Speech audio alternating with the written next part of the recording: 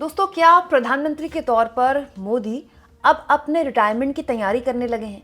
ये सवाल वैसे तो 2024 के लोकसभा चुनाव के नतीजों के बाद से ही शुरू हो गया है और इसको लेकर जद्दोजहद बीजेपी के अंदर भी शुरू हो गई है। आप देख रहे होंगे फडणवीस, योगी आदित्यनाथ और अमित शाह के बीच का जो ये अनकहा और अनदेखा टकराव है, वो सब बताता है कि बीजेपी के भविष्य की पॉलिटिक्स को लेकर इन तीन बड़े नेताओं और संघ के बीच में किस तरह की कशमकश है। इन दिनों अगर आप पीएम मोदी को देखें तो आपको एक चीज समझ में आएगी, एक पूरा का पूरा नैरेटिव समझ में आएगा, जिसको अगर आप स्टडी करें तो आपको ऐसा लगेगा कि जैसे मोदी जी को वाकई में अपने रिटायरमेंट की तरफ वो देख रहे हैं। क्योंकि देखिए दोस्तों, जो बातें मोदी जी अब बोल रहे हैं और जिस तरह से अब मोदी बिहेव कर रहे हैं, अमूमन ऐसे लोग तभी करते हैं जब वो एक तरह से रिटायरमेंट की तरफ बढ़ रहे होते हैं या उनका काम एक तरह से पैकअप की तरफ बढ़ रहा होता है। दोस्तों, एक कार्यक्रम में मोदी जी ने एक बात बोली जिसके बाद ना केवल उन पर कई सवाल खड़े हुए बल्कि उनके रिटायरमेंट प्लान पर लोगों ने कैसे टिप्पणियां शुरू कर दी, ये मैं आगे आपको बताऊंगी। लेकिन पहले सुनिए मोदी जी ने बोला क्या। नॉर्थ ईस्ट का नौजवान हमेशा से विकास चाहता है। बीते 10 वर्षों से नॉर्थ ईस्ट के हर राज्य में स्थायी शांति के प्रति एक अभूतपूर्व जन समर्थन दिख रहा है। केंद्र और राज्य सरकारों के प्रयासों से हजारों नौजवानों ने हिंसा का रास्ता छोड़ा है और विकास का नया रास्ता अपनाया है। बीते दशक में नॉर्थ ईस्ट में अनेक ऐतिहासिक शांति समझौते हुए हैं। राज्यों के बीच भी जो सीमा विवाद थे उनमें भी काफी सौहार्दपूर्ण ढंग से प्रगति हुई है। इससे नॉर्थ ईस्ट में हिंसा के मामलों में बहुत कमी आई है। तो दोस्तों, प्रधानमंत्री मोदी कह रहे हैं पूर्वोत्तर राज्यों में अभूतपूर्व शांति है और पूर्वोत्तर राज्यों में जो उनके प्रयास हैं उसमें मतलब गजब की शांति आ गई है। अब पीएम मोदी ये बोलते वक्त भी उनको पता है कि वो क्या बोल रहे हैं। तो सब जानते हैं 19 महीने से मणिपुर में क्या हालात हैं। लगातार वहां हिंसा भड़की हुई है। कुछ आर्टिकल्स मैं आपके लिए लेकर आई हूँ। ये बहुत पुराने आर्टिकल्स नहीं है, अभी हाल के आर्टिकल्स हैं। मैं चाहती हूँ कि आप इन आर्टिकल्स पर एक नज़र डालें। दोस्तों, ये आर्टिकल है दैनिक जागरण का। ये आर्टिकल 7 दिसंबर का है, मतलब कल का है। ठीक है, कल का आप ये आर्टिकल कह सकते हैं। 7 दिसंबर 2024। मणिपुर में सुरक्षा बलों और उग्रवादियों के बीच मुठभेड़। गृह मंत्रालय ने 5000 अतिरिक्त केंद्रीय बल के जवान भेजे। ठीक है, मतलब जिस वक्त मोदी जी ये भाषण दे रहे थे कल 7 दिसंबर को, उस वक्त की ये खबर है, उसी दिन की ये खबर है। ठीक है, इसके अलावा एक और हेडलाइन मैं आपके लिए लेकर आई हूँ 19 दिन पहले की। मणिपुर हिंसा, 7 जिलों में अगले 2 दिन तक इंटरनेट बैन, स्कूल कॉलेज भी बंद। केंद्र सेंट्रल आर्म्स पुलिस फोर्स की 50 कंपनियां भेजी गई। एक और हेडलाइन मैं आपके लिए लेकर आई हूं अमर उजाला की। यह हेडलाइन है 6 दिसंबर की, इसी 6 दिसंबर यानी कि परसों की। मणिपुर के विपक्षी गठबंधन इंडिया ने पीएम मोदी से की मांग, हिंसा प्रभावित राज्यों का दौरा किया। लगातार संसद में मणिपुर को लेकर मांग उठा रहे हैं न केवल मणिपुर के सांसद बल्कि इंडिया गठबंधन के सांसद कि आप मणिपुर जा क्यों नहीं रहे हैं, प्रधानमंत्री आखिर मणिपुर क्यों नहीं जा रहे जब प्रधानमंत्री दुनिया के हर मुल्क जा सकते हैं। एक और हेडलाइन मैं आपके लिए लेकर आई हूं दोस्तों। ये सारी हेडलाइंस अभी हाल के दिनों की है, बहुत पुरानी हेडलाइन नहीं है। ये भी 6 दिसंबर की हेडलाइन है। मणिपुर में सीआरपीएफ के साथ मुठभेड़ में मारे गए 10 कुकी युवाओं समेत 12 लोगों का हुआ अंतिम संस्कार।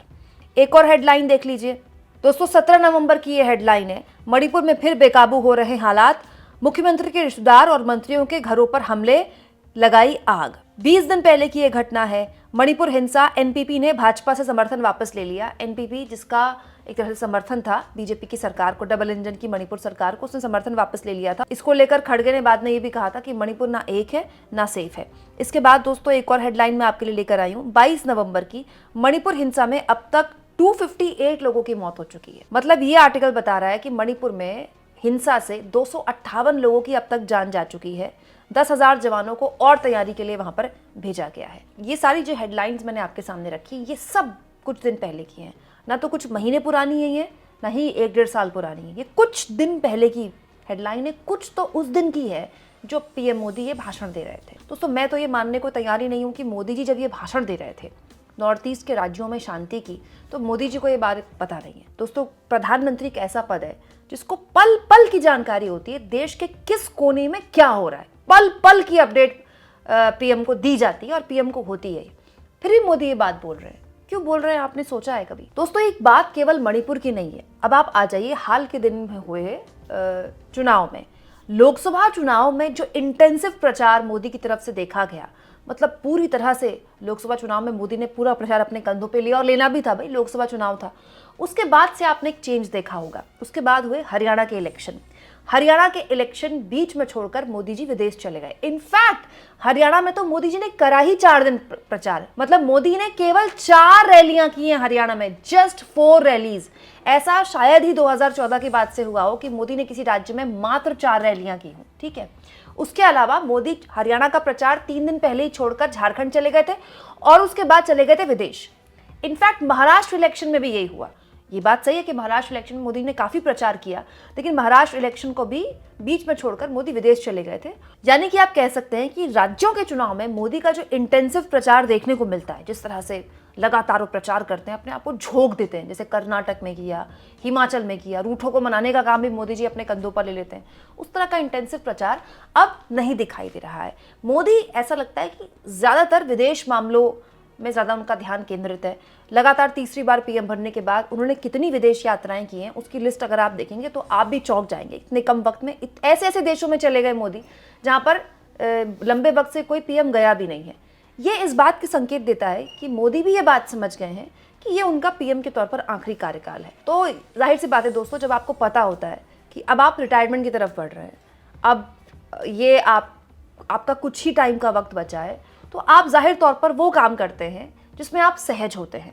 अब प्रधानमंत्री अगर मणिपुर के मामलों को एड्रेस करते हैं या पीएम मोदी मणिपुर पर बयान देते हैं, तो एक बेमतलब का विवाद खड़ा होगा। एक ऐसा विवाद जिसको लेकर प्रधानमंत्री फिर उसको समेट नहीं पाएंगे, क्योंकि वहां डबल इंजन की सरकार है, वहां 19 महीने से अशांति है। आरएसएस भी बोल चुका है खुले तौर पर कि मणिपुर जल रहा है। दोस्तों उसके बाद भी ये सरकार न केवल उस आग को रोक पाने में नाकामयाब रही, बल्कि उसके पास कोई रोड प्लान नहीं है। ये बात अब प्रूफ हो चुकी है मणिपुर के हालात के बाद कि डबल इंजन सरकार का कोई प्लान है ही नहीं कि मणिपुर को लेकर उसने क्या सोचा है। दोस्तों अब आ जाइए संसद में। संसद में अडानी के मुद्दे पर बहस हो रही है। अगर आप देखें, संसद में पिछला पूरा 2 हफ्ता अडानी के मुद्दे पर लगातार चर्चा के लिए विपक्ष सरकार को मजबूर करता रहा। 1 हफ्ता तो चर्चा ही नहीं हुई, काम ही नहीं हो पाया। फिर काम हो रहा है तो विपक्ष संसद के बाहर, संसद परिसर में लगातार अडानी के मुद्दे पर बहस कर रहा है। अब इससे टाला नहीं जा सकता कि देखिए विपक्ष ही बटा हुआ है, ममता बनर्जी अलग हो गई, समाजवादी पार्टी अडानी के मुद्दे पर अलग हो गई। ये जवाब नहीं है, ये इस बात का जवाब नहीं है कि अडानी को ये सरकार अब तक क्यों इतना बचा रही है, इतनी क्यों प्रोटेक्ट कर रही है। हालत ये हो गई कि अडानी को प्रोटेक्ट करने के चक्कर में निशिकांत दुबे ने लोकसभा के अंदर और सुधांशु त्रिवेदी ने राज्यसभा के अंदर ऐसी बयानबाजी कर दी अमेरिका को लेकर, जिसके बाद अमेरिका के दूतावास के प्रवक्ता ने, भारत में जो अमेरिकी दूतावास है उसके प्रवक्ता ने इस पर आपत्ति दर्ज करा दी, क्योंकि निशिकांत दुबे और सुधांशु त्रिवेदी ने इनडायरेक्टली संसद के अंदर और संसद के बाहर संबित पात्रा ने यह कह दिया कि एक तरह से अमेरिका जो है वो मोदी सरकार को अस्थिर करना चाहता है। इसको लेकर यूएस एम्बेसी ने आपत्ति दर्ज करा दी बीजेपी पर इस तरह की टिप्पणियां को लेकर। आप चाहें तो मेरा ये वीडियो देख सकते हैं, कल मैंने पोस्ट किया था, आपने काफी पसंद किया था ये वीडियो। तो ये भी बैकफायर कर गया। अडानी का एक ऐसा मुद्दा है जिस पर इस सरकार को आज नहीं तो कल कोई ना कोई एक्शन लेना पड़ेगा, क्योंकि दोस्तों डोनाल्ड ट्रंप के राष्ट्रपति की शपथ लेने के बाद अडानी को ऐसा तो है नहीं कि डोनाल्ड ट्रंप इतनी आसानी से उनको कोई राहत दे देंगे। अडानी को आज नहीं तो कल, आज नहीं तो 6 महीने बाद अमेरिका की अदालत की कार्रवाई पर कोई ना कोई एक्शन उन पर होगा।